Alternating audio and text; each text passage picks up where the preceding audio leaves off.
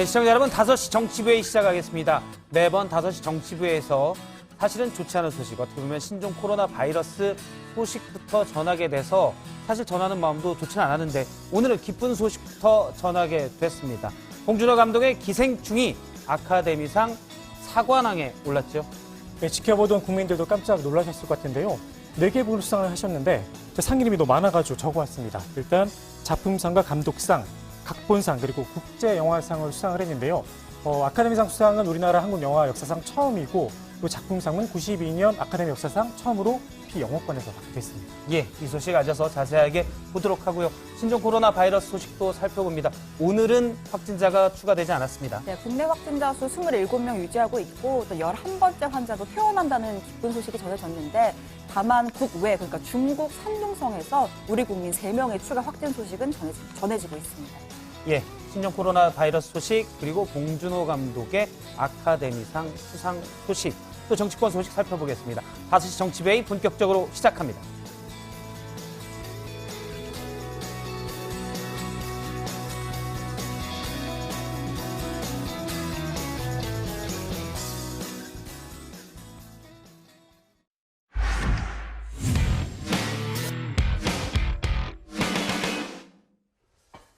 네, 먼저 안전과 관련된 문제니까요. 신종 코로나 소식부터 잠깐 보겠습니다.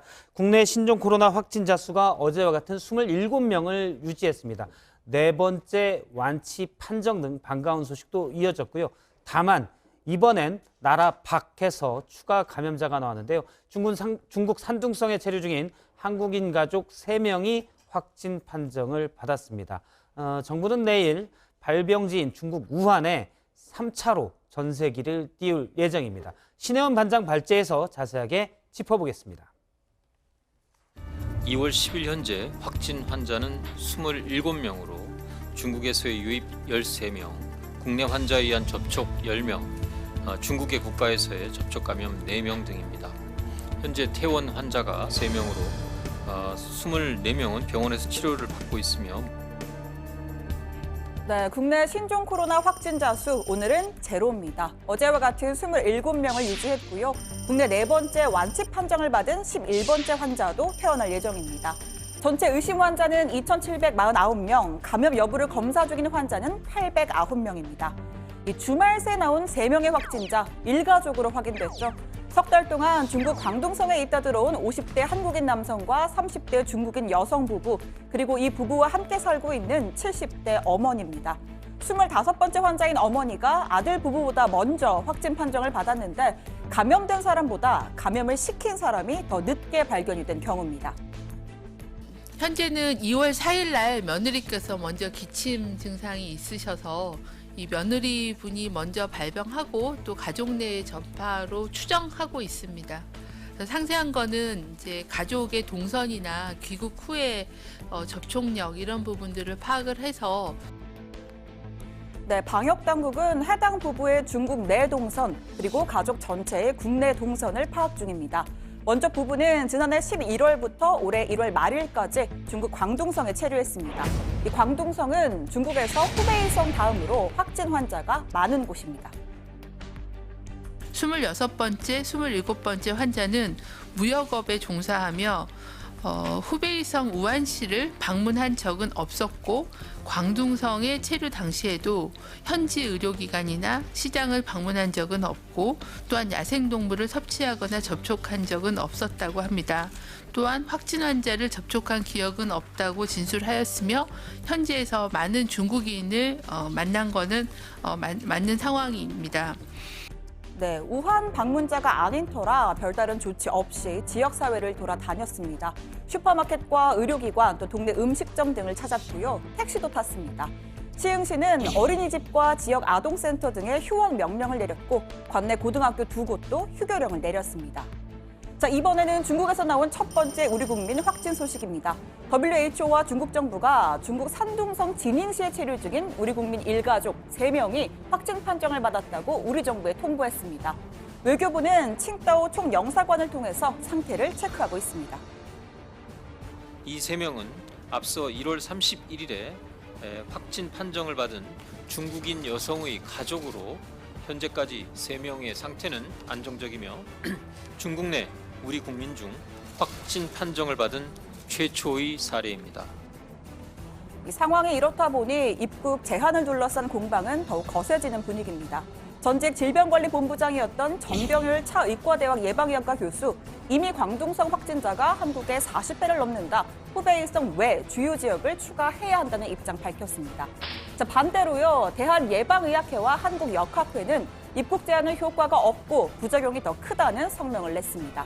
정부는 일단 현 상태를 유지하겠다는 입장입니다.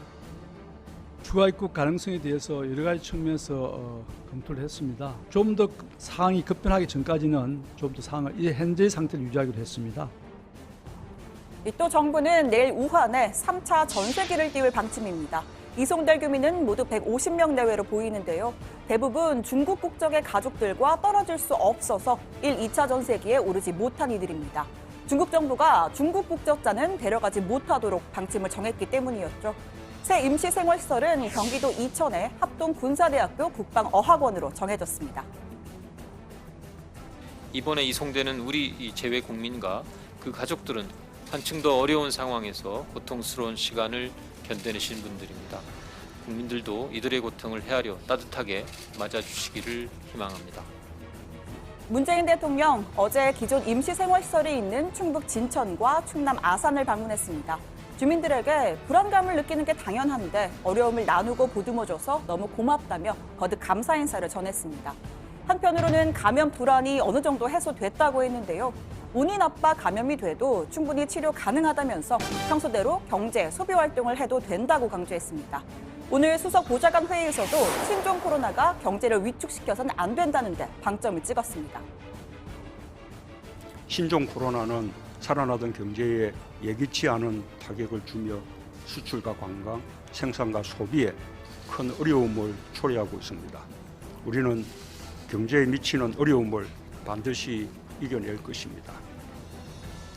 정부는 가용한 자원을 총동원하여 뒷받침하겠습니다. 네, 이번엔 중국 상황도 보겠습니다. 오늘 발표된 누적 확진자는 4만 171명, 사망자는 908명입니다. 하루 전보다 각각 3,062명과 97명이 늘었는데요. 사망자는 계속 늘고 있지만 확진자의 증가세 다소 주춤합니다. 3,000명 안팎에서 정체를 보이면서 이달 말에 신종 코로나 확산이 정점을 찍을 수 있다는 전망도 나왔습니다. 또 중국 내에선 이 감염 공포와 함께 당국이 사태를 은폐 또는 축소하고 있다는 비판이 커지고 있는데요. 바이러스를 최초로 알린 의사 리원양의 죽음이 기폭제가 됐습니다. 리원양의 어머니는 우한 경찰이 한밤중에 아들을 데려갔다. 당국이 해명해야 한다면서 애끓는 심경을 토로했습니다. 당국은 뒤늦게 국가감찰위원회를 보내서 조사하겠다고 나섰습니다.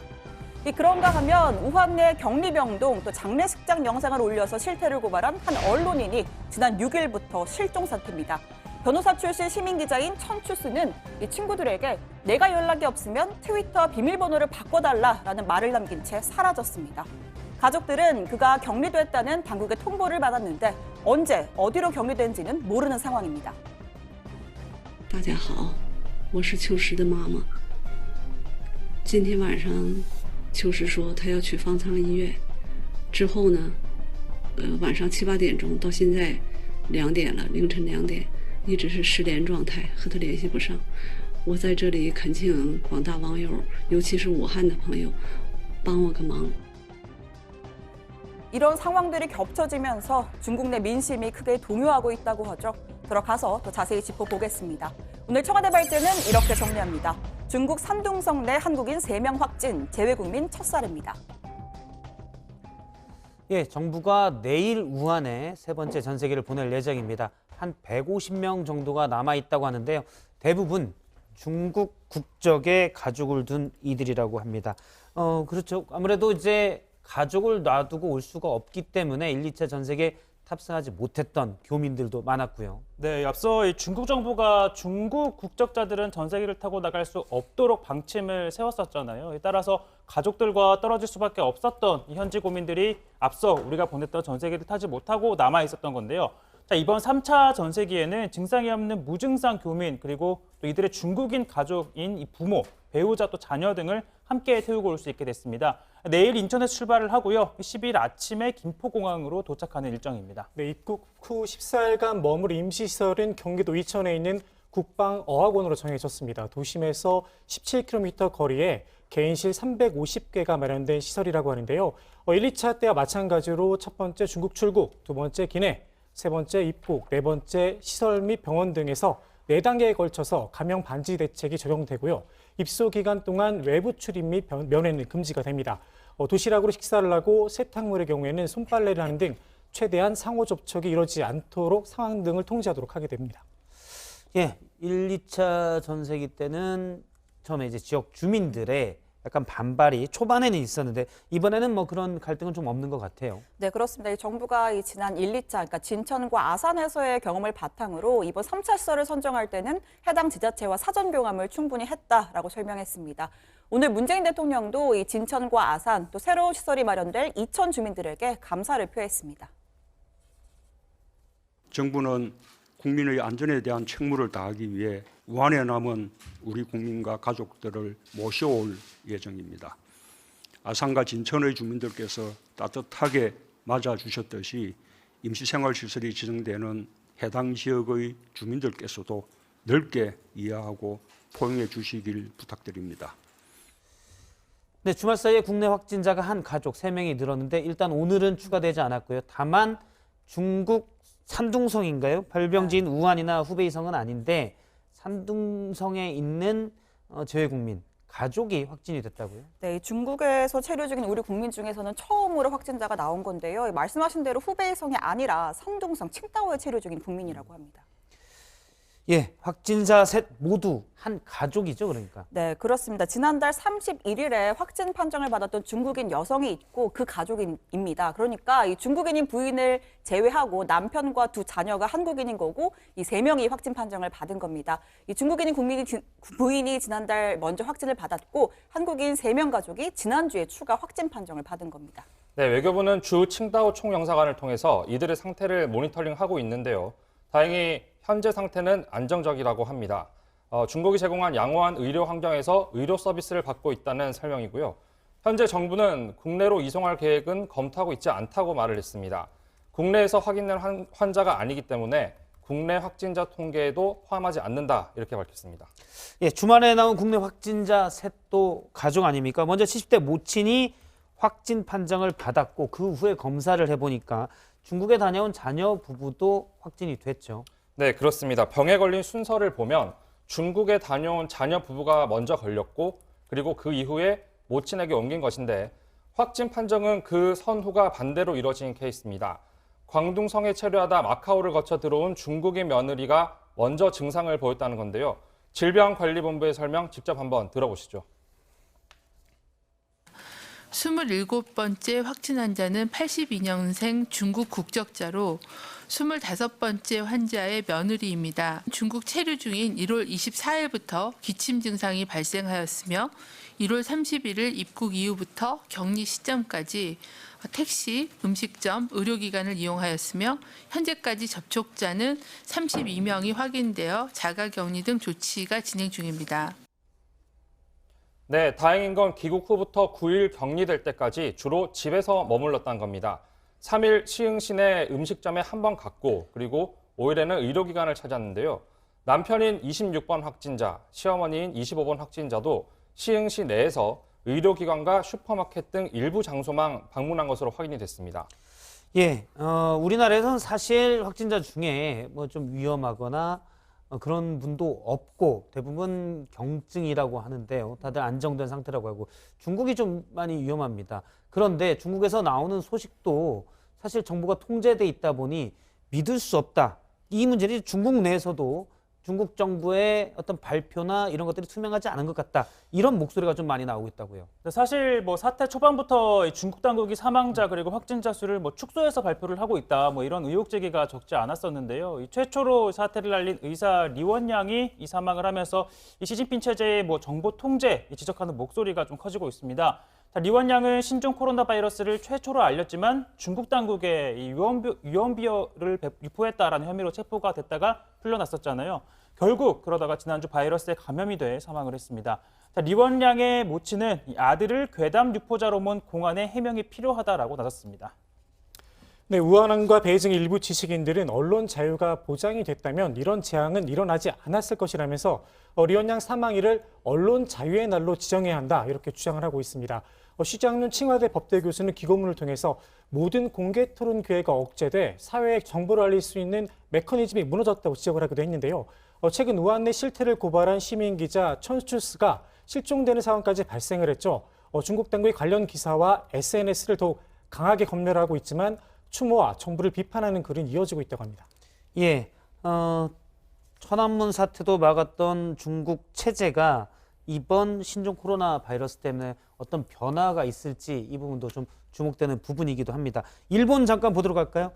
일본 크루즈선에 이제 확진자가 나오면서 크루즈선을 아예 요코하마에 정박시키고 승객들을 내리지도 못하게 하고 있는데 확진자가 확 늘었죠. 네, 제가 지난주 금요일에 발제를 할 때 배 안에서만 70명 확진자가 나왔다고 했었잖아요. 뭐 예. 믿기 힘들다 이렇게 발제를 했었는데 주말 사이에 60명이 더 나왔습니다. 그래서 총 확진자 수가 130명으로 늘었고요. 지금 일각에서는 뭐 이 크루즈선 전체가 공포의 섬이 됐다 이런 이야기까지 나오는 상황입니다. 그런데 일본 정부 여전히 뭐 하선 후에 격리 검토하지 않는다는 입장입니다. 오히려 격리 기간을 약 3일간 더 연장할 수 있다 이런 보도도 나오고 있습니다. 지금 신혜원 반장 얘기할 때 계속 크루즈선 안 모습이 나오는데 상당히 폐쇄된 공간이라고 할 수 있지 않습니까? 3,700명이 타는데 객실은 2,100개. 어차피 1인씩 격리도 안 되는데 일본 정부가 너무 소극적으로 대처하지 않나. 사실 일본은 중국과 달라서 의료시설 같은 부분들이 충분히 돼 있을 텐데 왜 하선하고 적극적으로 격적으로 치료하거나 대처를 하지 않는지 좀 의문이 들고 있습니다. 일단 우리 정부도 그런데 한시적으로 크루즈에 대해서는 입항 금지를 내렸다고요? 네, 그렇습니다. 원래 오늘과 내일 부산항으로 두 척이 들어올 예정이었는데 입항이 취소됐습니다. 승객 하선이 없는 경우, 그러니까 뭐 기름을 넣거나 선 물품을 공급하는 목적으로만 입항을 허용하기로 했습니다. 예, 오늘 청와대 발제 정리하도록 하겠습니다. 확진자 국내 27명 유지, 내일 우한에 3차 전세기 투입. 네, 다음은 조희식 반장 발제 보겠습니다.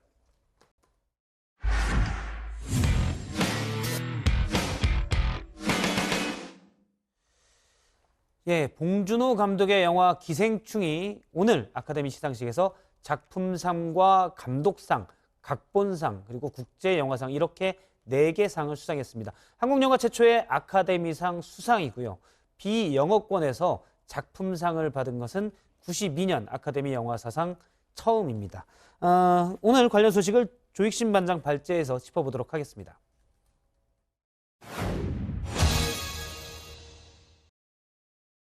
봉준호, Parasite.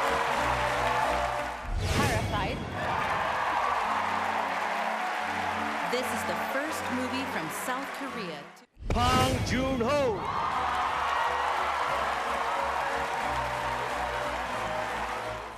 Parasite.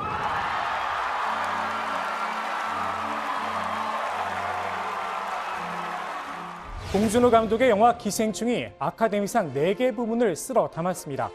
기생충은 세계 최초 타이틀도 달았는데요. 101년 한국 영화사의 첫 아카데미상, 92년 아카데미상 역사의 첫 비영어권 작품상, 그리고 아시아계 작가 첫 각본상입니다. 작품상 수상 순간 객석에선 할리우드 스타들의 기립박수가 쏟아졌습니다. 진심 어린 존경의 박수였습니다. 칸 영화제 황금 종려상에 이은 아카데미 작품상 수상. 미국 영화 마티 이후 64년 만의 일입니다. 본의 아니게 4번이나 시상대회에 오른 봉 감독. 최고의 이야기꾼답게 수상 소감에도 디테일을 담았습니다. 시나리오를 쓴다는 게 사실 뭐 되게 고독하고 외로운 작업이죠. 사실 뭐 국가를 대표해서 시나리오를 쓰는 건 아닌데. But this is very first Oscar to South Korea. Thank you. 사랑하는 송강호님, 이선기훈, 최우식, 장혜진, 박명훈, 박서담, 이정은 멋진 배우들. 예. Please send a round of applause to the actors and crew members of Parasite. Thank you. 좀 전에 그 국제영화상 수상하고 이제 오늘 할 일은 끝났구나 하고 이제 릴렉스하고 있어요. After winning Best International Feature, I thought I was done for the day and was 너무 감사합니다. 그리고 I will drink until next morning. Thank you.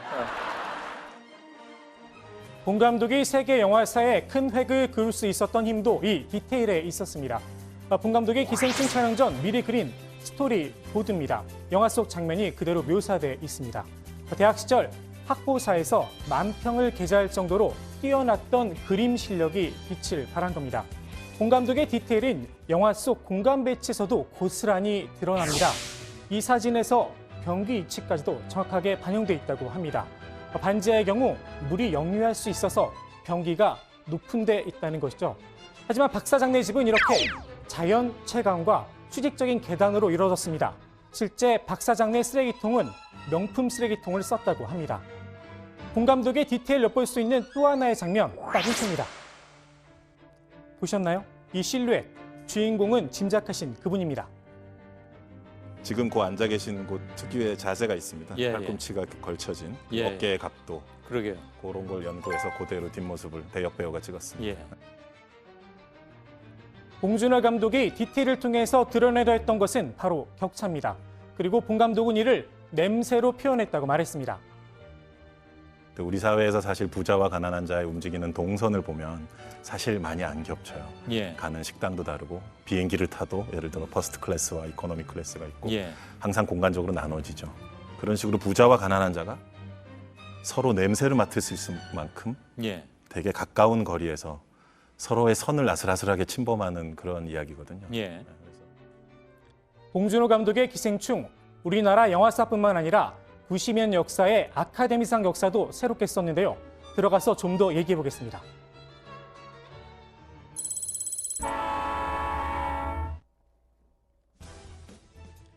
욕망이란 이름의 전차, 봉준호 감독이 사관왕의 영예를 나는 아카데미 시상식에서 역시 4개 부분을 수상한 명작 중 하나입니다. 선거 때 안 되면 정치권에도 유권자의 욕망을 자극하는 전차가 기적을 울곤 합니다. 이렇게 말이죠. 고향 삼송과 용산 간 신분당선 연장 추진하겠습니다.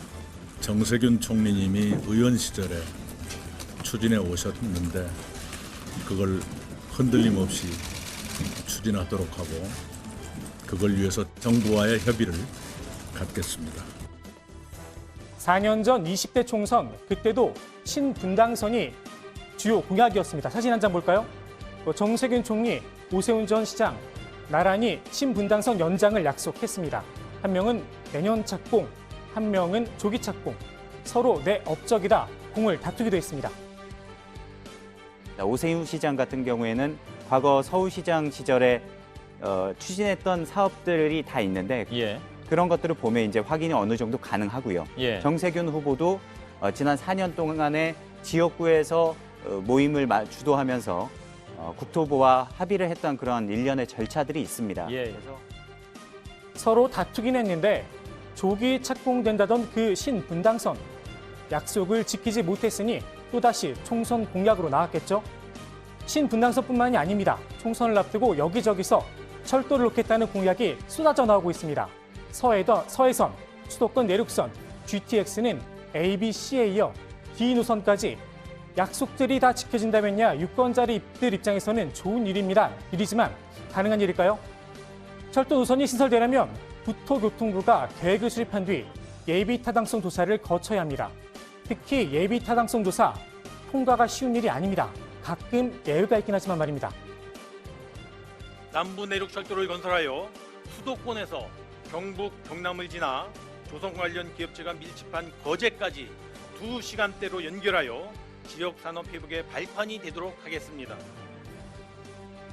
야당 눈엔 곱게 보일 리가 없습니다. 특히 정부와 사전에 협의를 해서 함께 유치했다. 숟가락 얻기 시점도 어려운 군소야당은 더더욱 그렇겠죠. 옛다 면제로 옛다 한 표를 받으려는 것입니까? 내년 총선을 겨냥한 교활한 술수에 불과합니다. 최소한의 경제성 고려도 없는 졸속 예타 면제로 미래 세대의 부담만 가중시키게 생겼습니다. 정부 여당 당연히 총선용은 아니라고 부정했습니다. 이런 게 바로 여당 프리미엄입니다. 남부 대륙 고속철도가 예타가 면제돼서 큰 수건 사업이 하나 이제 해결된 셈입니다. 잘 준비해서 2022년엔 착공될 수 있도록 당에서도 적극적으로 지원을 하도록 그렇게 하겠습니다. 예비 타당성 조사, 인구 차이가 있는데 수도권과 지방을 같은 잣대로 평가하는 건 불합리하다는 비판도 있습니다. 일면 맞는 말입니다. 그렇다면 예외를 둘 게 아니라 기준을 다시 잡는 게 맞지 않을까요? 의정부 경전철, 인천국제공항 KTX, 예비 타당성 조사를 통과하고도 수요 예측을 잘못해 짐이 된 사업들입니다.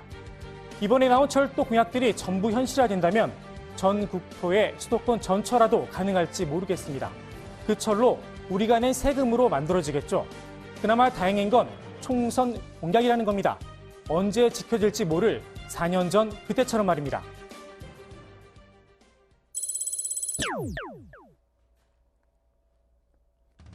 위성정당 논란을 일으킨 미래한국당, 자유한국당에선 서로 독립적인 정당이란 점을 강조하면서 이렇게 불러달라고 요청하기도 했습니다. 미래한국당은 우리 자유한국당과 함께 해나갈 우리 자매정당입니다. 일부 언론에서 위성정당이라고 얘기를 하는데 위성정당이라는 말 쓰지 마시고. 그런데 위성정당이란 딱지를 떼기도 전에 딱지가 하나 더 붙게 생겼습니다. 위성정당은커녕 위장정당이라는 겁니다. 울산시당 사무소 소재지로 신고되어 있는 곳을 해당 지역의 예비 후보인 김태선 후보가 직접 방문을 해봤더니 이런 식으로 논밭 한가운데 있는 창고와 같은 건물로 나왔습니다. 김태선 예비 후보에게 현장 영상을 받아봤는데요. 논밭 한가운데 창고 하나만 덩그러니 놓여 있습니다. 정당의 시도당 사무실이라고 보기엔 어려워 보입니다. 선관위에 신고된 다른 시도당들도 사정은 비슷했습니다. 자유한국당 사무실과 공거 중입니다. 민주당은 선관위가 여러 여건을 파악해 제대로 된 결정을 내려달라고 요구했지만 가능할지는 모르겠습니다. 과거 사례를 보면 더 그렇습니다. 지난해 등록한 한 정당의 사무실에 찾아와 봤습니다. 선관위에 신고한 주소대로 왔더니 이렇게 술집입니다.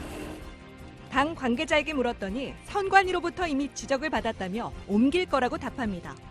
선거철이 다가오면 그럴 수 없다고 연락을 받았어요. 그 당시는 술집으로 운영되고 있었나요? 따로 운영이 되고 있었죠. 우후죽순 생겨나는 군소정당을 관리하기엔 법령과 인력이 부족하다고 설명했던 선관위. 이번엔 어떤 결정을 내릴까요? 제가 준비한 소식은 여기까지입니다. 오늘 국회 발제 이렇게 정리합니다. 다 계획되어 있던 기생충 아카데미상 사관왕. 예, 봉준호 감독의 영화 기생충의 아카데미상 수상 얘기를 좀 더 하도록 하겠습니다. 작품상을 비롯해서 4개의 부분에서 수상을 했는데요. 이 아카데미상의 권위, 이전에 이제 칸도 황금종사상을 받았기 때문에 아카데미상은 또 뭐가 다른지 오늘 고석순 반장 대신 우리 정종문 반장이 야당 반장으로 왔는데 사실 또 이전에 영화를 출입한 적이 있지 않았습니까? 이 아카데미상이 어떤 상인지 간단히 좀 설명을 해주죠. 네, 설명 이전에 일단 제가 길게는 아니고요. 한 6개월 정도 체험을 했다는 정도를 먼저 참고로 말씀을 드리겠습니다. 워낙 명민하기 때문에 6개월이면 뭐 다 알 만큼 알잖아요. 그죠. 그런데 고 반장은 어디 가고 왜 정 반장이 왔는지에 대한 설명이 너무 없어가지고 다들 궁금해하시더라고요. 아 그렇군요. 네. 사실 앞서 뒤에 정 반장 발제 때 좀 소개를 하려고 했는데 고석승 반장은 어디 멀리 간 건 멀리 갔죠. 네. 어디 딴 데 간 건 아니고요. 휴가를 갔습니다. 겨울 휴가를. 저희가 여름 겨울에서 5일씩 휴가를 가는데 고석승 반장이 제일 먼저 갔고요. 그 다음에 또 차례로 일주일씩 휴가를 갈 예정입니다. 조희신 반장은 이미 갔다 왔죠? 그렇습니다. 예, 안타깝군요. 예, 저도 딱 이틀 다녀왔습니다. 독일로 갔는데 사실 고석승 반장 얘기를 잠깐 더 하면 가기 전부터 유럽에서 지금 신종 코로나 때문에 아시아인에 대한 반감과 혐오가 많다고 그래서 걱정을 많이 했는데 끊어놓은 표가 아깝다고 결국은 가긴 갔습니다. 예, 그래서 지금 정치팀에서 야당 출입을 하고 있는 정종문 기자가 동기죠, 고석승 반장과. 네. 예, 긴급 투입됐습니다. 어서 아카데미상 얘기로 돌아오죠. 예, 다시 아카데미상. 네. 예. 그 상 소개를 좀 해주죠. 네, 아카데미상은요. 미국 영화예술 아카데미에서 주최하는 미국 최대 영화상입니다. 영화 제작자들과 감독, 그리고 배우, 스태프 등 영화인들로 구성된 회원들이 투표로 수상자를 결정하는데요. 시상식 준비 비용만 525억 원에 이릅니다. 중개권료도 상당히 비싼데 미국에서 슈퍼볼 그리고 그래미상 다음으로 광고료가 비싸다고 합니다. 예, 참고로 저희가 그 봉준호 감독의 기생충이 상을 받을 걸 예상하고 정종문 기자를 야당 반자로 온 건 아니고요. 그냥 우연찮게 6개월 했던 거고요. 알겠습니다. 92년 만에 비영어권에서는 첫 작품상 수상이다라고 하면 사실 아카데미상 하면 저 어렸을 때부터 이 주말의 명화 빠빠빠방 할 때 오스카 이렇게 쭉 나왔던 그거 아닙니까? 그 오스카상인데 의외로 좀 보수적이었나 봐요. 네, 전통적으로 보수적인 백인 남성의 시각에서 시상이 이루어졌다는 비판이 늘 있어 왔습니다. 회원들 자체가 백인 남성들 위주다 보니 자연스럽게 투표 결과에도 영향을 미쳤다는 이런 분석입니다.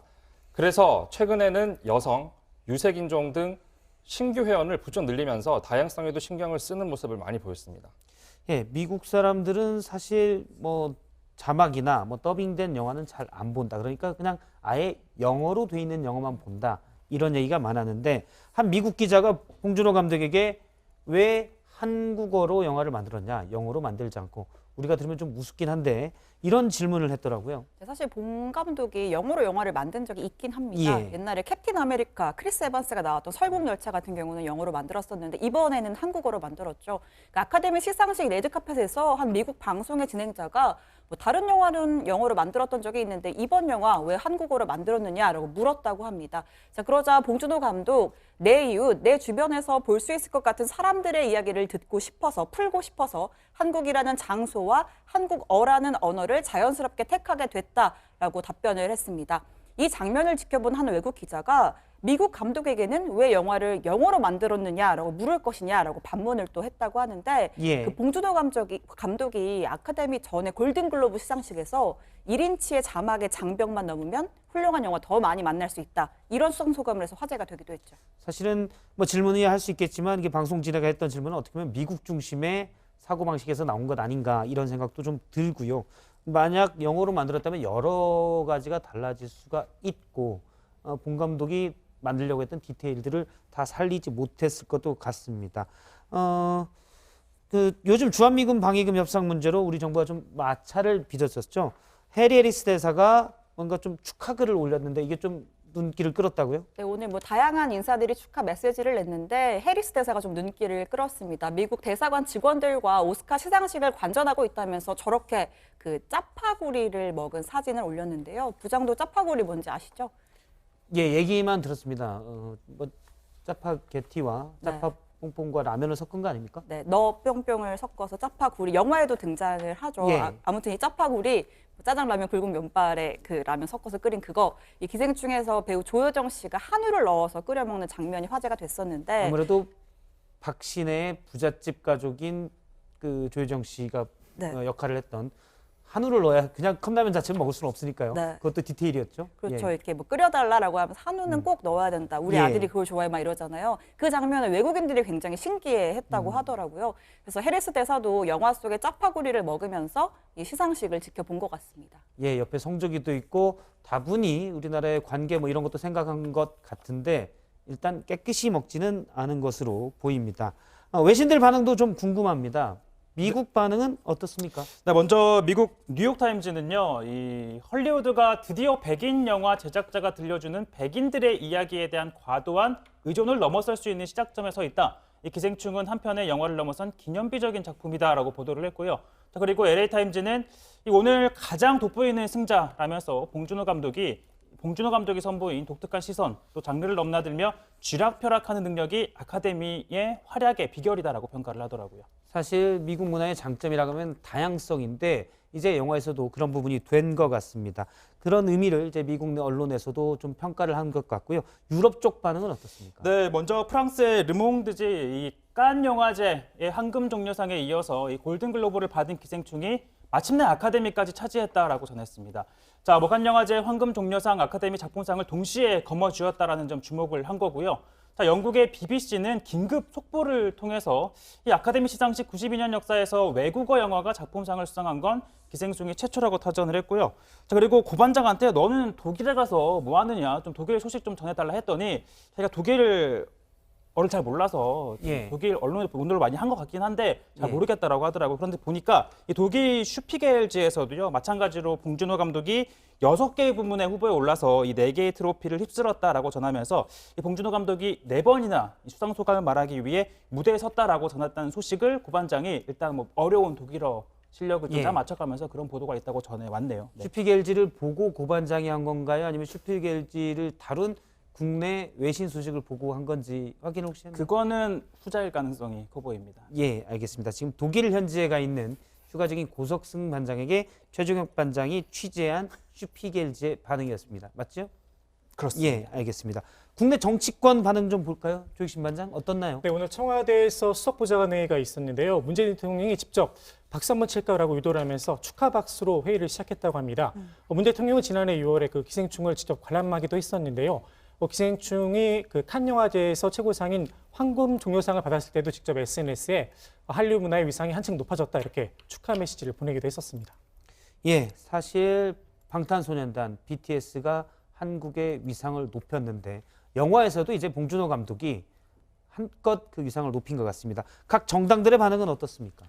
네, 민주당은 한국인과 한국 문화의 저력을 다시 한번 세계에 과시했다 이렇게 평했고요. 바른미래당은 반지하라는 가장 한국적인 배경으로 빈부격차라는 전 세계에서 가장 보편적인 이야기를 펼쳐 기념비적인 성과를 남겼다 이렇게 축하 메시지를 남겼습니다. 새로운 부상도 전 세계가 공감할 수 있는 좋은 영화를 만든 봉 감독에게 감사를 보낸다 이렇게 밝혔는데요. 한국당은 조금 메시지의 결이 달랐습니다. 우한 폐렴으로 침체와 정체, 절망에 빠진 대한민국에 전해진 담비 같은 소식이다 이렇게 논평을 냈습니다. 사실 이전 칸 영화제에서 황금종려상을 받았을 때도 한국당의 논평이 물론 뭐 축하했지만 다른 데보단 약간 차분했습니다. 아무래도 이제 박근혜 정부에서 이 봉준호 감독이 블랙리스트 명단에 올랐었기 때문에 이런 점도 좀 작용을 하지 않았냐라는 추정을 좀 해보실 텐데요. 어떻습니까? 네, 그렇습니다. 봉 감독은 그 이명박 박근혜 정부 시절에 문학의 블랙리스트에 이름이 올랐었는데요. 봉 감독은 언론 인터뷰에서 당시 영화를 만드는데 심각하게 지장을 받은 건 아니었지만 리스트를 만든 것 자체가 죄악이다. 그러면서 연극이나 소설 등 국가적 지원이 필요한 분들한테는 참 힘든 시절이었고 그분들에게는 큰 트라우마가 아닐까 생각한다 이렇게 밝히기도 했습니다. 때문에 한국당도 봉 감독이라는 게 편할 수 없는 관계인데요. 홍준표 전 대표는 최근에 기생충 같은 영화는 보지 않는다 이렇게 말하기도 했습니다. 예, 아무래도 이제 봉준호 감독이야 워낙 이전부터 대감독이었기 때문에 국가의 이전 정부의 이 블랙리스트에 큰 영향을 받지 않았겠지만 독립영화 제작자나 이런 분들은 당연히 영향을 받았겠지요. 사실 우리도 조금 뭐 스스로 이런 얘기하기가 좀 뭐한데 우리 스튜디오도 사실 아카데미 작품상에 출연을 하게 됐지요. 네, 사실 JTBC가 좀 숟가락을 얹어보자면 예. 이 봉준호 감독의 기생충과 인연이 있죠. 지금 영상이 나가고 있는데 서복현 앵커 그리고 심수미 기자가 저렇게 출연을 했었습니다. 예, 심수미 기자 나온 모습이 잠깐 나왔었고요. 칸 영화제에 이어서 아카데미 작품상과 사관왕에 오른 영화에 출연을 하게 됐네요. 지금 저희가 JTBC의 칸의 여왕과 또 왕이 있는 셈이죠. 예. 심수미 기자가 여왕이고 이렇게 됐군요. 사실 어떻게 섭외가 됐는지 제가 그 뒷얘기를 잘 알고 있는데 뉴스룸에서 아무래도 당사자들이 나올 예정이니까요. 알겠습니다. 우리 반장님들도 봉준호 감독이 사실 JTBC 뉴스룸 스튜디오를 찾은 적이 몇 번 있습니다. 옥자 때도 그렇고요. 기생충 때도 그렇고. 네, 그래서 지난번 깐 그 영화제 수사하고 난 다음에 저희 예. 출연을 했었잖아요. 그때 이제 찍은 건데 아까 전 사진을 보니까 봉준호 감독이 가운데 있고 오른쪽부터 신혜원 반장, 뭐 고석승 반장, 봉 감독 그리고 맨 왼쪽은 신인 배우 지금, 같은 지금 전 사진이죠? 네, 신인 배우 저는 같이 안 지금 찍었었나? 가운데가 봉준호 예. 감독이고 신혜원 반장이 왼쪽에 있고 오른쪽이 고석승 예, 반장. 저는 좌측이 잠시 다른 데 가 있었다 본데 신인 배우 한 명이 같이 저렇게 사진을 찍은 걸로 보이고 예. 두 번째 좀 단체 사진 보실까요? 지금 근데 보시면 우리가 일단 최대한 숟가락을 얻는 걸로 하죠. 이미 뭐 이렇게 된 마당에. 예, 계속 저 해보세요. 사진이 조금 재미가 있는 게 가운데 봉준호 감독이 있고 그리고 바로 오른쪽 명당 자리에 최종혁 반장이 또 살인의 추억 DVD를 들고 찍었고요. 예. 좀 왼쪽에 보시면 고석승 반장이랑 저랑 있고 그 사이에 또 봉준호 감독의 사진이 있습니다. 좀 마치 이 사진에 봉준호 감독이 2명이 있는 듯한 착시 효과가 조금 있는 재미있는 사진입니다. 아, 그렇군요. 네. 예, 일단 뭐 최대한 우리도 언제 봤습니다. 저도 사실 네. 봉준호 감독이 마지막에 뉴스룸 스튜디오 나왔을 때 바로 제 전 코너, 제가 BND 주할 때 전에 인터뷰를 했기 때문에 잠시 끝나고 스튜디오에서 잠깐 뵌 적이 있었는데 다음 영화에 출연해달라라는 제의를 받기도 했습니다. 비유한데요. 아카데미의 남자가 되시는 아니요, 그냥 무지 억울한 캐릭터가 필요할 때 꼭 필요하다라면서 얘기를 해서 아무튼 그랬습니다. 아마 제 캐릭터를 상당히 억울하게 계속 봤던. 채취 때문에 그런 게 아니고 냄새에 또 민감하셔가지고 억울한 냄새가 좀 있었나 봅니다. 여기까지 숟가락은 여기까지 얹기로 하고요. 아무튼 봉준호 감독의 기생충 아카데미 사관왕 축하드리고요. 사실 이 영화가 나타내고 있는 것은 빈부격차인데 앞서 이제 정치권에서 계속 축하한다 얘기만 했지만 사실 어떻게 보면 일상이 된 격차를 꼬집는 건데 정치권이 축하만 할 일은 아니고 영화에 감동을 받았다면 현실을 바꾸는 그런 힘이 돼야 되지 않나 이런 생각을 해봅니다. 오늘 발제, 조익신 반장 발제는 이렇게 정리하도록 하겠습니다. 다 계획돼 있던 기생충 아카데미상 사관왕. 다음은 정종문 반장의 발제 보겠습니다.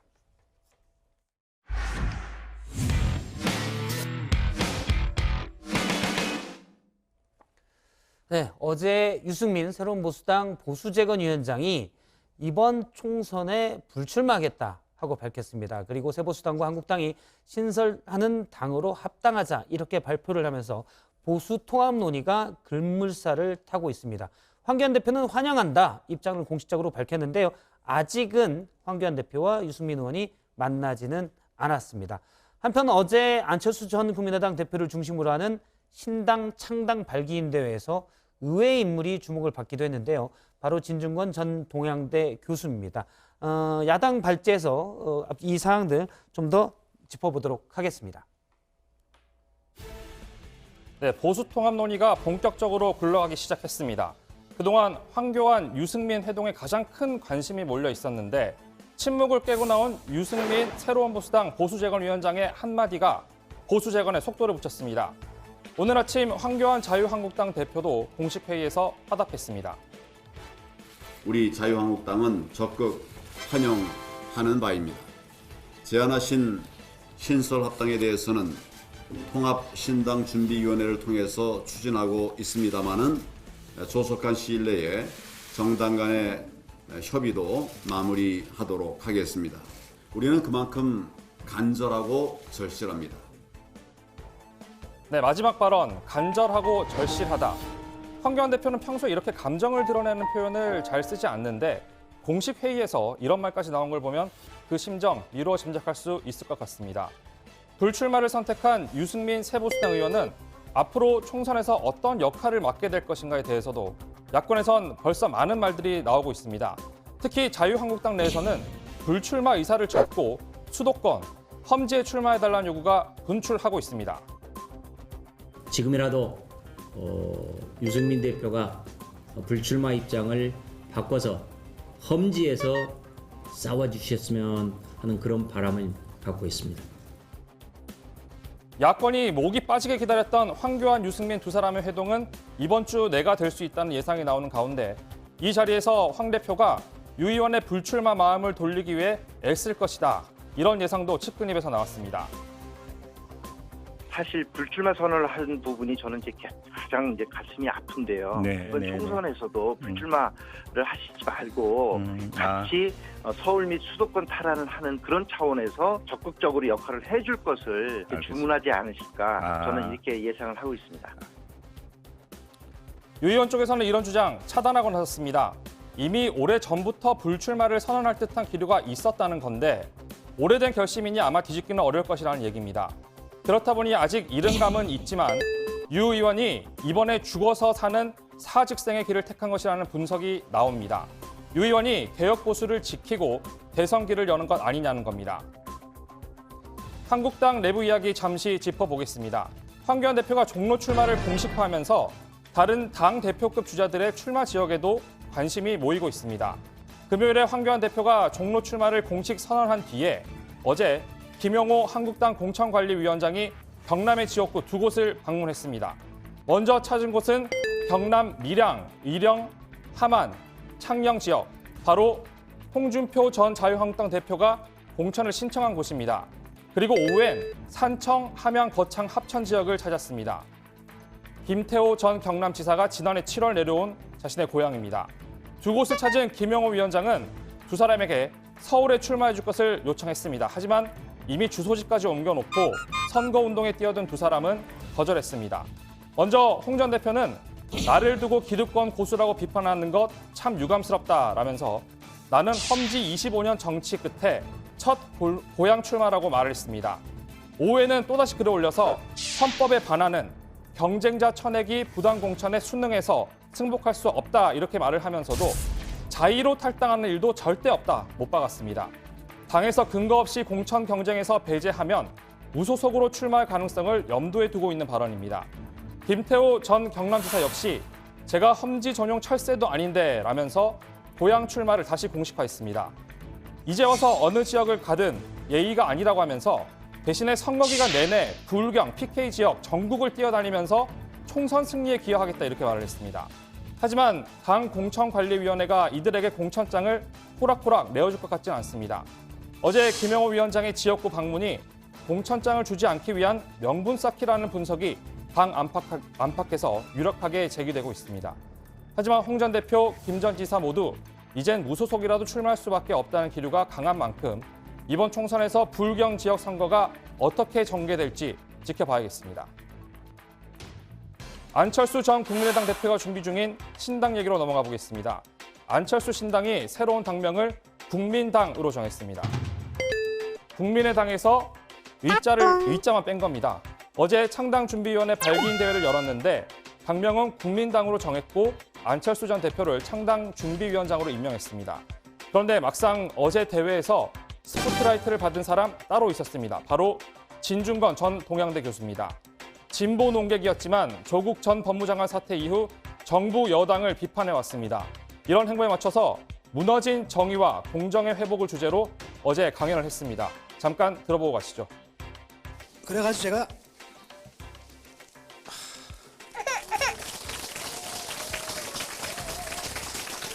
요즘은 나이가 드니까요.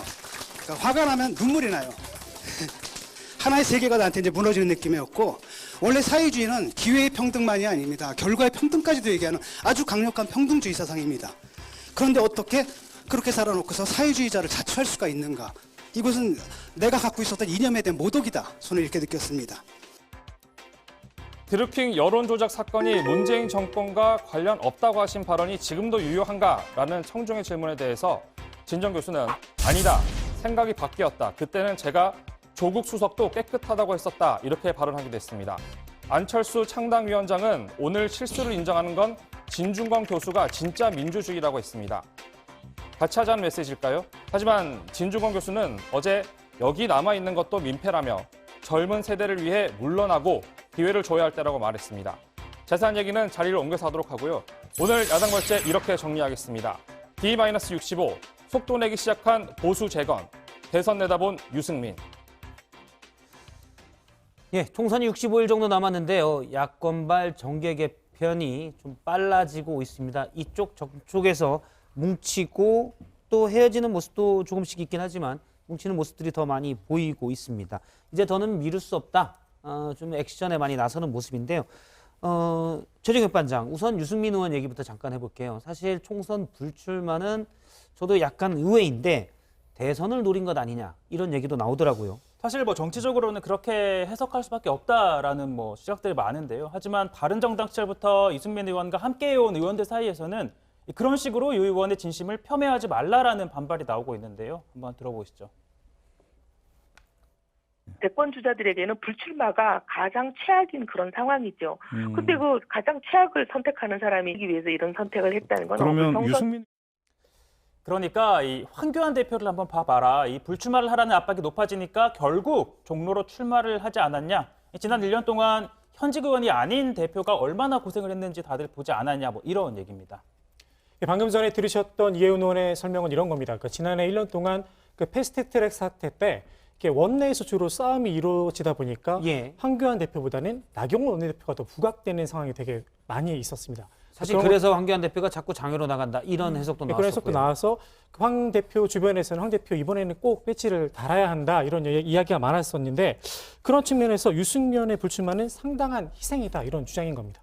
대선을 노린 건 아니고 순수한 희생이다라는 것이 일단 이혜은 의원의 주장이군요. 예, 다르게 볼 수도 있지 않나요? 네, 그렇습니다. 이 반면에 이 현직 의원 신분이 꼭 대권에 유리한 건 아니다 이런 의견도 있습니다. 당장 문재인 대통령만 해도 19대 국회 당시에 당 대표에 출마하면서 20대 총선은 안 나가겠다 불출마 선언을 했었고요. 당 대표를 마친 뒤에 의원 신분이 아닌 상태로 대선에 나가서 보시는 것처럼 당선이 됐습니다. 김대중 전 대통령, 노무현 전 대통령, 이명박 전 대통령 역시 국회의원이 아닌 상태에서 당선이 됐고요. 대선 주자라면 때에 따라서 스스로 정치적 결단을 내려야 한다 이런 의미이기도 합니다. 다만 이혜은 의원이 이걸 몰랐다기보다는 유승민 의원의 결단을 평가절하하지 말아달라 이런 의미겠죠.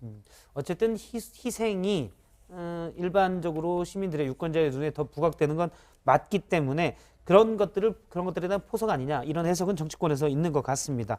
황교안 대표 얘기를 해보죠. 황교안 대표가 종로 출마를 확정을 지었는데 그 뒤에 그러면 원래 종로 출마하겠다고 좀 얘기가 됐던 사람들, 예를 들어서 김병준 전 비대위원장 같은 사람도 있지 않습니까? 네. 어떻게 되는 건가요? 네, 황교안 대표가 출마 결심을 굳히기 전에 원래 당에서 종로 출마를 염두에 둔 사람이 바로 김병준 전 비상대책위원장입니다. 김영호 위원장이 실제로 출마 의사를 타진하기도 했다는 건데요. 황 대표가 출마 결심을 굳힌 직후엔 당의 결정에 따르겠다는 당초 입장으로 다시 돌아갔습니다. 김 전 위원장 쪽이랑 통화를 해봤는데 험지에서 바람을 막거나 바람을 일으킬 수 있는 역할을 하겠다. 이런 입장에 변화가 없다 설명을 했습니다. 다만 대구 출마 의사를 접은 이후에 당에서 제대로 된 대화를 하지 못했다면서 서운한 감정을 드러내기도 했습니다. 공천관리위원장을 제외하고는 제대로 된 논의가 없었다. 이런 의미였습니다. 이제 사실 정치부 기자들이나 관심을 가질 만한 일이기도 한데 중요한 부분이 사실 있어서 이거 하나를 좀 더 물어보면 이런 게 있습니다. 그러니까 유승민 의원이 새보수당과 자유한국당과 합당하자, 새로운 당을 만들어서 합당하자 이렇게 얘기했는데 하나 걸리는 게 있습니다. 공천권이나 당직 같은 거는 일절 요구하지 않겠다 이렇게 얘기했는데 하나 주장한 게 새로운 보수당에 일하던 당직자들, 이 당직자들의 고용을 승계해달라 이렇게 얘기를 했었다고 하는데 오늘 황교안 대표가 이 부분에 대해서 혹시 무슨 얘기를 했나요? 사실 팀의 리더라면 그런 고민을 하지 않을 수밖에 없을 텐데 당장 부장만 해도 저희를 버리고 어디 가신다라고 하더라도 저희의 고용만큼은 좀 승계를 해라 이런 얘기 하실 거잖아요. 당연하죠. 네, 그런 부분을 이제 유승민 의원이 얘기를 한 건데 이제 한국당이 유일하게 부탁한 게 이 바른미래당에서 나와서 새보수당 창당에 이르기까지 한 달 넘게 그동안 일해온 당직자들의 고용을 승계해달라는 거였습니다. 현재 17명가량이 새보수당에서 일하고 있는 것으로 파악이 됐는데요. 자, 오늘 이들의 고용을 승계할 것이냐라는 기자들의 질문에 대해서 황교안 대표는 즉답을 피했습니다. 이게 실무적인 문제도 조금 다 있어서 당대표라고 해도 쉽게 대답하기 좀 어려운 측면이 있어 보이는데 일단 정당법상에 사무처 당직자 총 200명을 둘 수가 있습니다. 근데 현재 이 현직 한국당 당직자 숫자 거의 딱 맞는 상황이고요. 그래서 한국당 당직자들 사이에서는 우리도 명예퇴직을 받고 있는데 새로운 직원을 고용할 형편이 되지 않는다. 이런 볼멘 소리도 나오고 있다고 합니다. 사실 지금 보수나 진보나 다 얘기하고 있는 부분들이 약자 보호 아닙니까? 사실 그 목적은 똑같은데 사실 이런 디테일한 부분이긴 한데 다 신경 써야 되는 부분이 아닌가 이런 생각도 듭니다. 다른 얘기를 해볼게요. 김웅 전 부장검사 새로운 보수당에 영입됐었는데요. 오늘 새보수당의 법치 바로 세우기 위원장 이 자리에 임명이 됐네요. 말씀하신 것처럼 새로운 보수당 인재 영입 1호 김웅 전 부장검사가 그 법치 바로 세우기 위원장에 임명이 됐는데 최근 그 공소장 비공개 논란에 대해서 강하게 비판을 했습니다. 직접 들어보시죠. 최근에 공개된 울산 선거 개입 사건 공소장을 보면 한마디로 끔찍한 민주주의의 살해 현장입니다. 저는 검찰에 한 20년 있으면서 이 정도의 사건은 본 적이 없습니다. 울산에서의 부정선거라는 것은 이 관권 선거의 임상 실험이자 베타판에 불과한 것이라고 생각합니다. 진짜 관권 개입 선거의 본 방송은 4월 총선이 되지 않을까 조심스럽게 걱정을 하는 편입니다. 이번 총선은 울산시장 선거의 전국 확대판이 될 수도 있습니다. 네, 야권에선 최근에 그 공소장 비공개에 대해서 다양한 비판의 목소리가 나오고 있었는데요. 민주당 지지자에서 등을 돌린 김 위원장의 말이었기 때문에 좀 더 울림이 컸다는 이야기가 나오고 있습니다. 예, 잘 들었습니다. 오늘 야당 발전은 이렇게 정리하도록 하겠습니다. 보수 통합 속도, 불출마 유승민엔 험지 출마 목소리도. 예, 다음은 최종혁 반장의 발제 보겠습니다.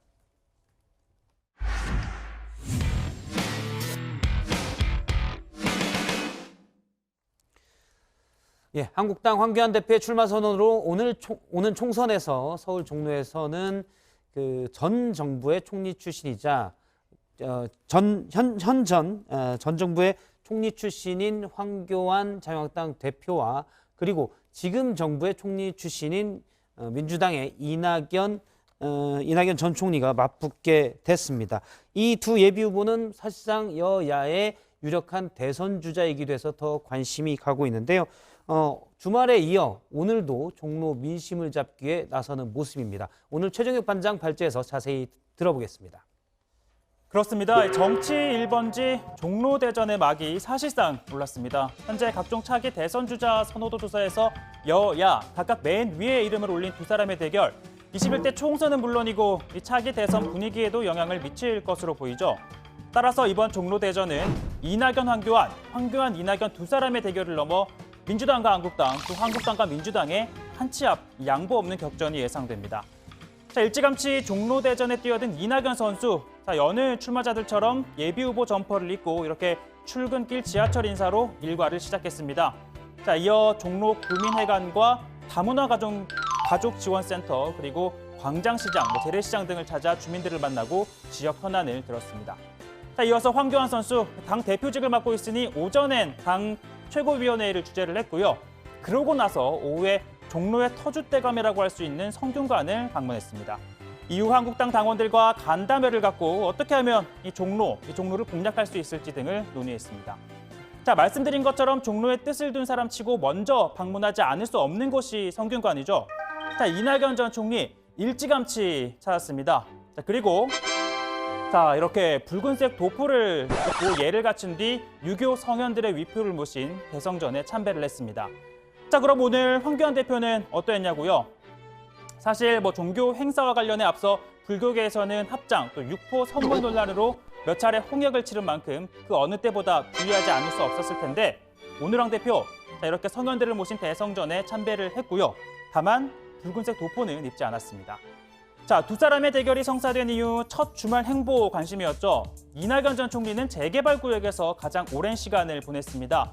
골목골목을 누비며 지역 주민들로부터 애로사항을 들었습니다.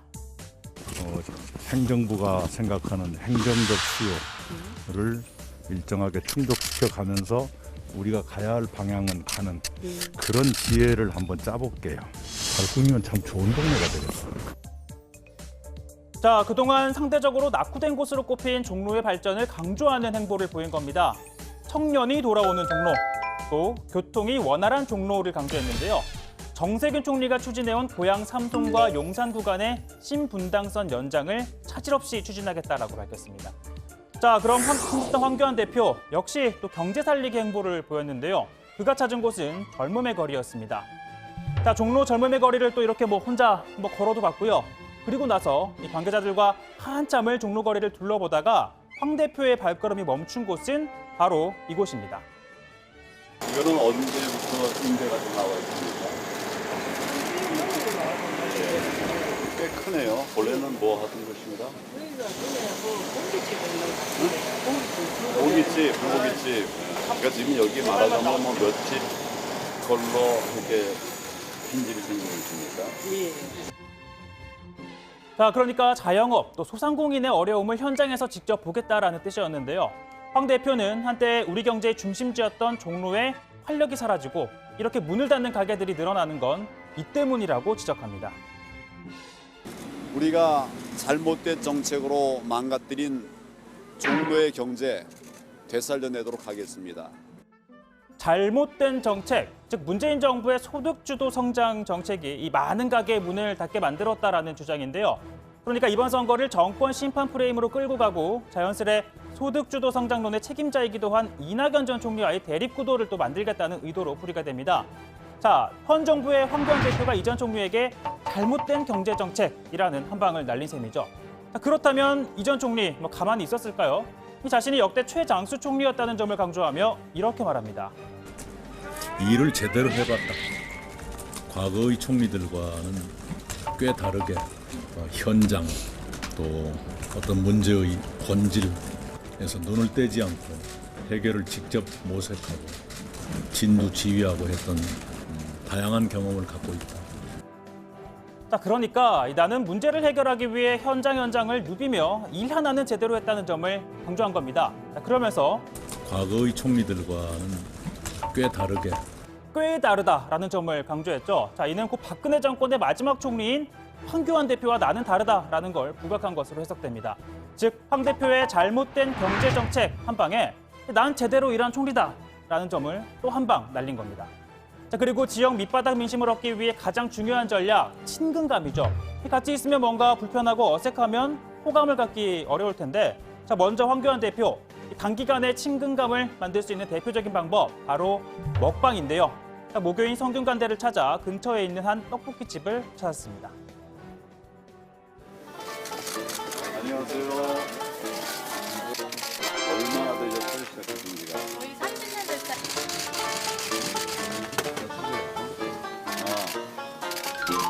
라면을 살 돈은 방제로 먹여야 돼요. 방제로.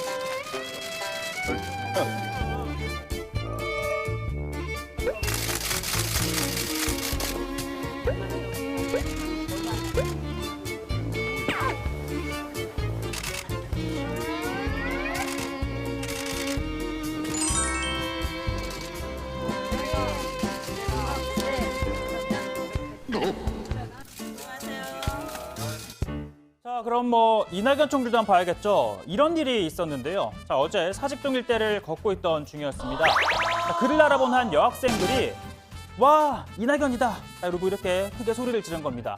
아니, 이낙연 님도 이낙연 씨도 아닌 그냥 이낙연이다 라고 부른 학생들에 대해 이 전 총리의 반응은요. 그냥 이렇게 허허허 웃었다고 합니다.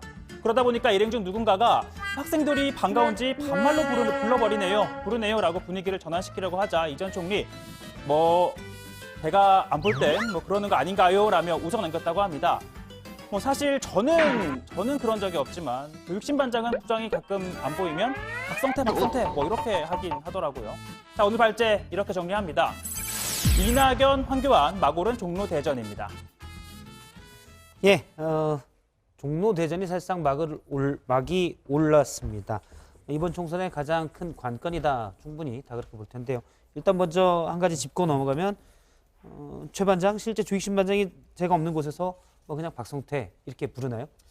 저는 들었는데요. 뭐 본인이 말씀해 보시죠.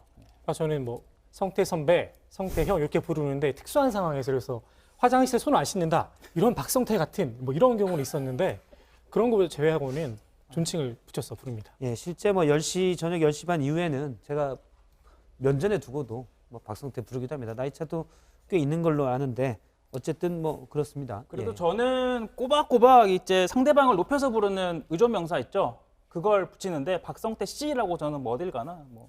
저는 그냥 보통 예. 박성태 느님, 박성태님, 예. 박성태 부장님 예. 우러나오는 호칭을 사용하곤 하죠. 역시 신반장이 가장 최고인 것 같습니다. 지난번에 알겠습니다. 팽수라고, 네. 팽수라고 뭐 팽수 씨가 싫어할 것 같고요. 그러면 알겠습니다. 호칭은 여기까지만 하고요. 이낙연 전 총리와 황교안 대표의 대결 사실 성사되면서 이번 총선에 관심이 커졌습니다.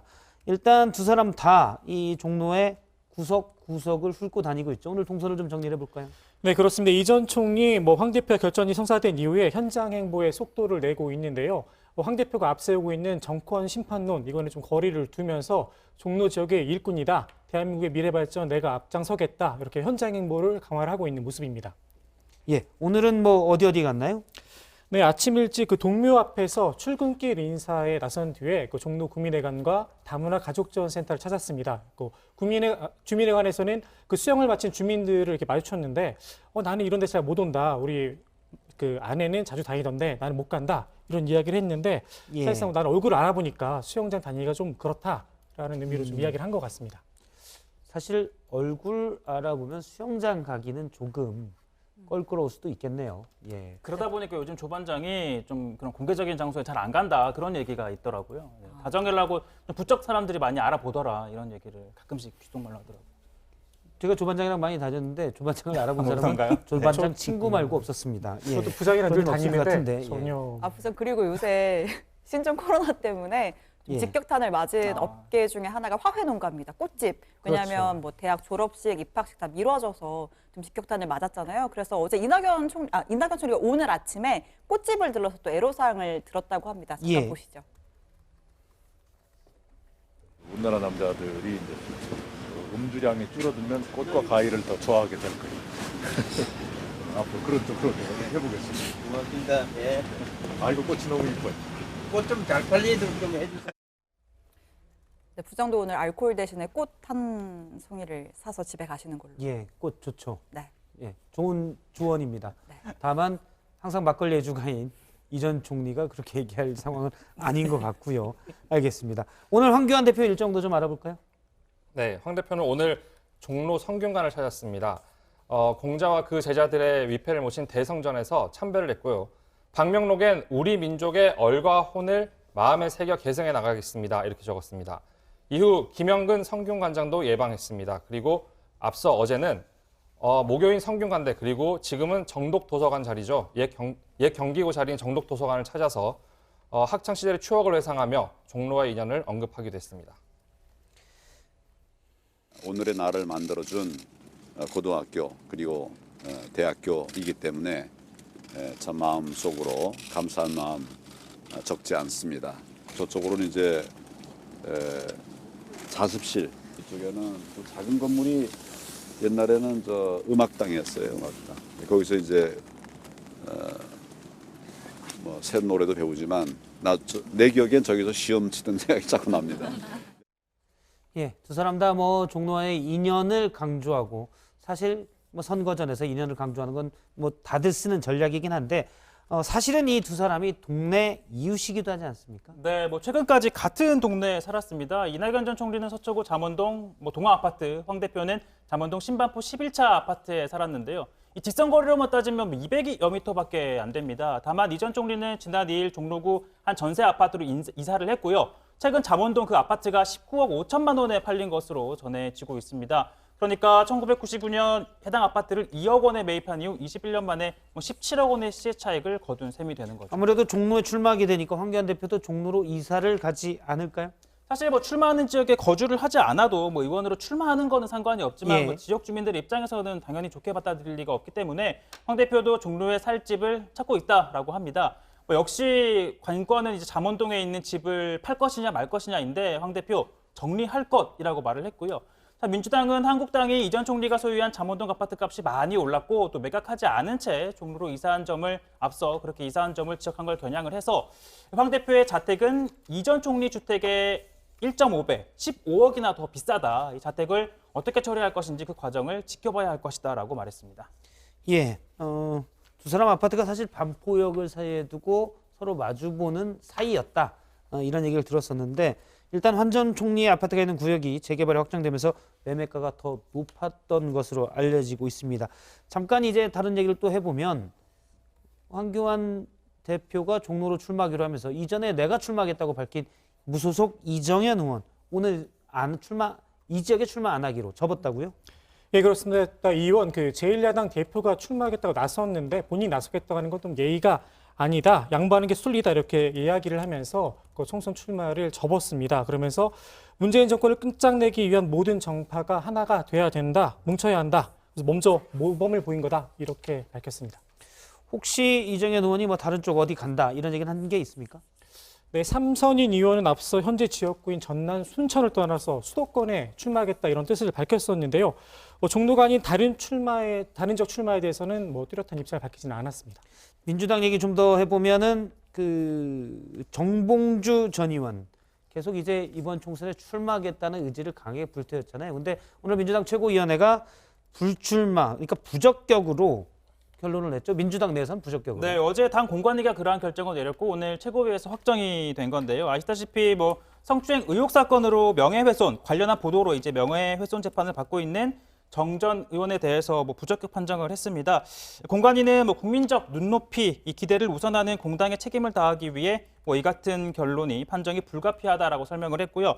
관련해서 정 전 의원이 오늘 당초 기자회견을 열려고 했다가 내일 오후로 시간을 바꿨습니다. 정 전 의원 측은 상황이 좀 바뀌었다라고 설명을 했는데요. 그 상황이 어떤 건지는 잘 모르겠지만 정 전 의원은 총선과 관련해서 당을 왜 역할을 할지 또는 당과 대립할 수도 있고 또는 제3의 길을 갈 수도 있다 이런 여러 가지 가능성을 좀 열어놨다고 합니다. 일단 민주당 최고위원회가 정봉주 전 의원의 출마에 대해서는 부적격 판정을 내렸기 때문에 정봉주 전 의원이 출마를 하려면 탈당을 해서 무소속으로 해야 되는 건가요, 그러면? 그렇죠. 이제 당에서는 민주당 소속으로서는 총선에 나가지 못한다라고 판단을 했기 때문에 만약에 출마를 한다 그러면 무소속으로 나가는 방법 혹은 다른 당으로 가는 방법 이 두 가지밖에 없을 것 같습니다. 알겠습니다.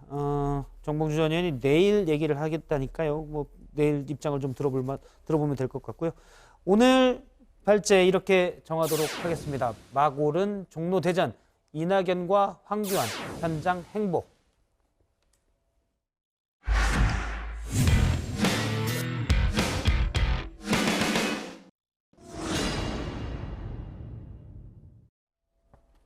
안녕하세요. 톡소원 정치의 강지영입니다. 신종 코로나 바이러스 감염증 확산세가 좀처럼 잦아들지 않으면서 맞벌이 부모들의 시름도 깊어지고 있습니다. 전국적으로 휴원과 휴업을 하는 어린이집, 유치원이 늘어나서인데요. 오늘부터 경기도 시흥시 관내 모든 유치원과 어린이집도 잠시 문을 닫습니다. 시흥시에서 신종 코로나 확진자 3명이 발생하면서 어린이집 465곳, 지역 아동센터 40곳 등에 16일까지 휴원 명령이 내려졌고요. 관내 30개 사립 유치원은 14일까지 휴업하기로 했습니다. 한부모 맞벌이 가정처럼 돌봄 서비스가 필요한 가정의 경우에는 기존의 체계에서 긴급 보육 체계로 전환돼 지원되고 있습니다. 친척이라든가 이렇게 따로 이렇게 맡길 수 없는 그런 맞벌이 부부 같은 경우에는 지금 긴급 보육을 실시하고 있고 어린이집에서는 이런 긴급 보육 수요에 맞춰서 그 담원 교사를 배치하고 긴급 보육을 실시를 하거든요. 그리고 저희가 오전에 수요조사한 결과 한 3,000명 이상의 아동이 지금 긴급 보육을 지금 이용하고 있는 걸로 조사가 되었습니다.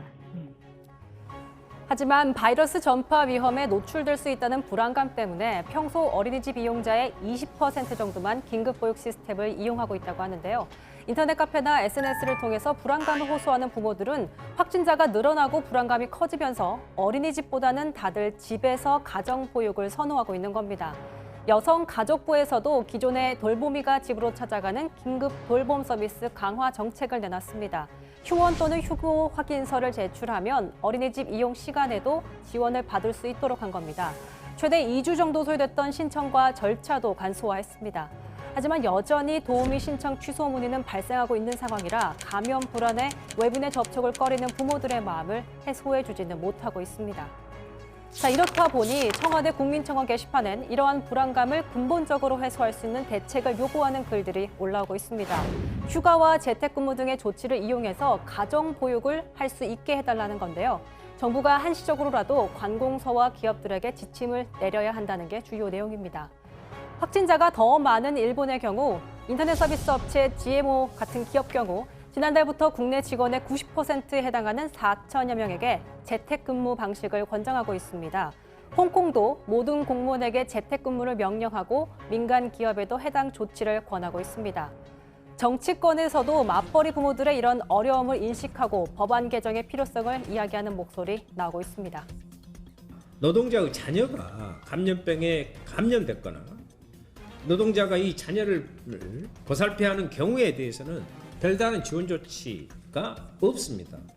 이번 국회에서 검역체계 전반을 개편하는 검역법 개정안과 함께 우리 아이들의 돌봄을 위한 감염병 예방법 개정안도 반드시 통과시켜 아이들과 직장인 부모의 어려움을 해소할 수 있도록 노력할 것입니다. 정부에서 감염 예방을 위한 최대한의 조치들을 다각도로 시행하고 있지만 맞벌이 부모들로서는 불안감을 떨치기 어려운 게 현실입니다. 사각지대까지 보완할 수 있도록 정부와 정치권의 세심한 지원과 노력 필요해 보입니다. 네, 5시 정치부회의 오늘 준비한 소식은 여기까지입니다. 내일 오후 5시에 다시 찾아뵙겠습니다. 시청해주신 여러분 고맙습니다. 수고하셨습니다. 조익신 씨 수고하셨습니다.